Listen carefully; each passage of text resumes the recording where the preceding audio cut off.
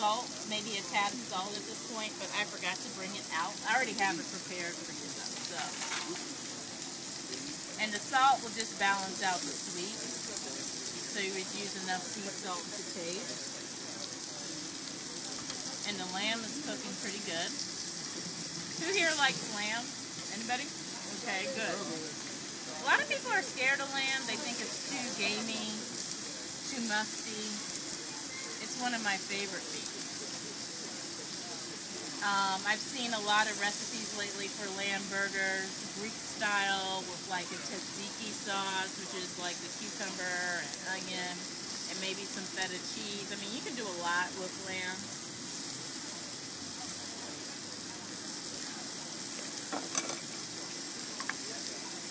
Okay, so this is cooked down a while. Imagine it cooked a little bit more. If I had the ideal kitchen, it would cook a little bit more. Then I pre-measured a cup of brown sugar.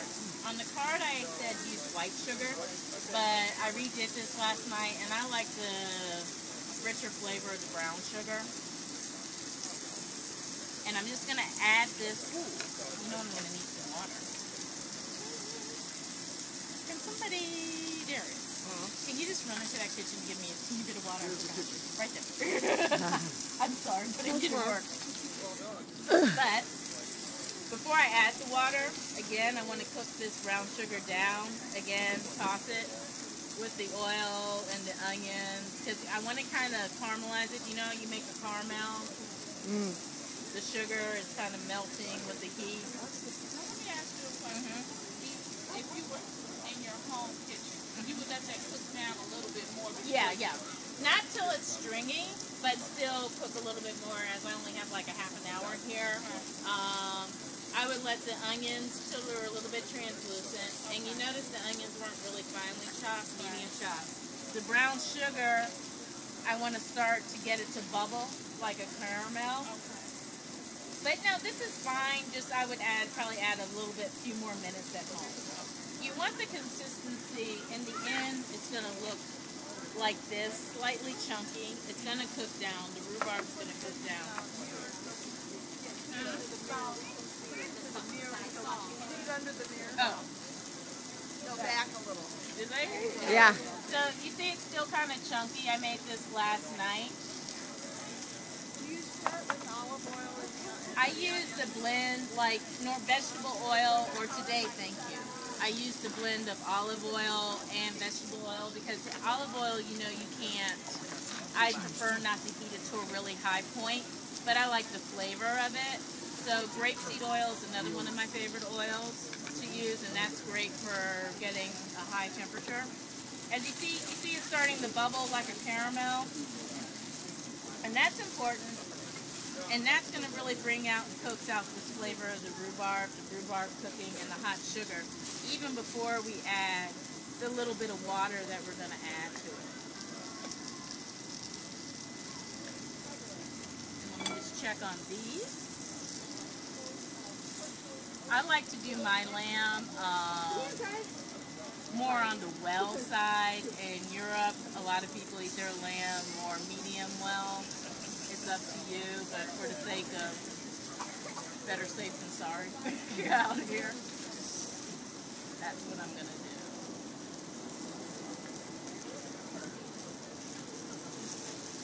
These are almost done. Okay, so do you see how this is bubbling? Well, I took it off the heat. And now at this point, I'm going to add about 3/4 of a cup of water. I'm just going to eyeball this. Not a lot, because I still want it to be a thick consistency. And we're just going to let this cook down with the cinnamon stick and the cloves and everything for about 20 minutes until it becomes like this. And that's it. Really simple. It will keep in your refrigerator for a few weeks or so because of the sugar content. Oh, I forgot. I know it's crazy, but I'm adding about a tablespoon of apple cider vinegar. Even though it's already tart, I'm still doing like the principle like I was doing like a barbecue sauce. And it works. And all this is on the recipe. Just remember that I changed out brown sugar for white sugar. But it's up to you. you. I mean, the white sugar works, that is fine. The brown sugar works better. All right, who's hungry? All right. You guys better try it.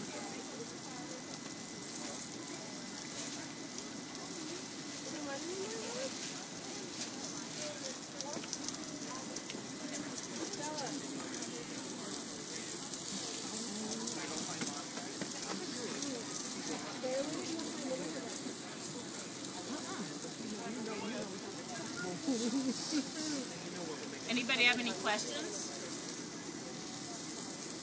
Pretty straightforward. Easy. Cooking doesn't have to be complicated. The way I came up with this recipe is just figuring out what the market had at this time, and since we're in the Midwest and it's the beginning of the season, there's really not a lot available, but there's a lot of rhubarb, and again, I wanted to do something other than the dessert or strawberries, which they're great, but you know. So, and if you don't like lamb, it works with any sort of fatty meat. So salmon is good, a fatty fish, pork, chicken, especially like a dark boneless thigh, like on a barbecue. My boyfriend, who I live with, he does not like rhubarb. He hates rhubarb, but I found some lamb riblets, and I used this sauce, which he was questionable about because it had rhubarb, but even using it on the grill or in the oven, it just took it up a notch, that caramelization, and he loved them. So that's a great way. So any sort of fatty meat would work well with this. I'm going to start plating. Salmon burger, yeah.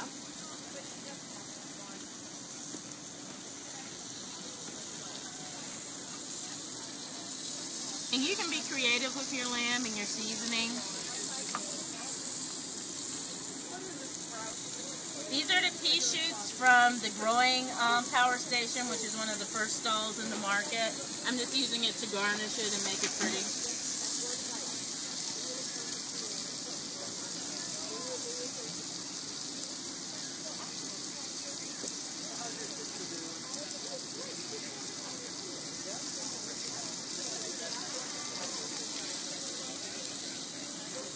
And then all these recipes and others can be found on my blog, which is on Blogger, Coco Cooks. So all you have to do is Google it.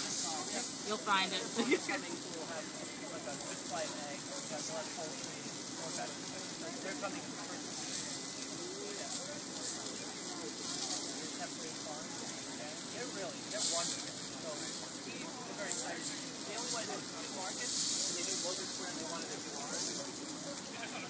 You guys can start helping yourself.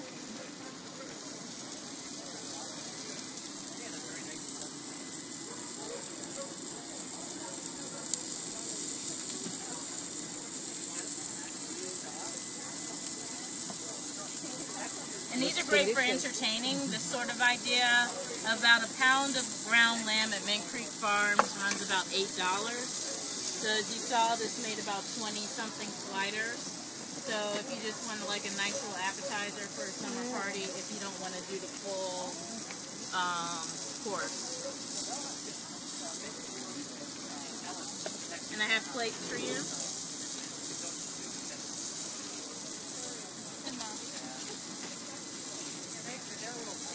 Of course. To help you chop. Careful. Sorry. We're gonna need the fork. That was it. Thank you. What? Huh? What? Nothing. Nothing. We ain't saying Trying to nothing. figure out how to Darius it up. Darius is a fellow food blogger as well. And he has like everyday cooking. Everyday cooking. And he has a cupcake business on the north side that you guys should check out. I'm sorry, let me put some sauce on that. Let me know how it tastes. It's really good.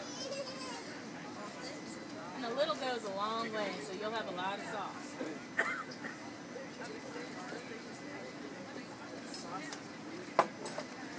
There you go. And then you guys, you see how it's breaking down the rhubarb and the onion.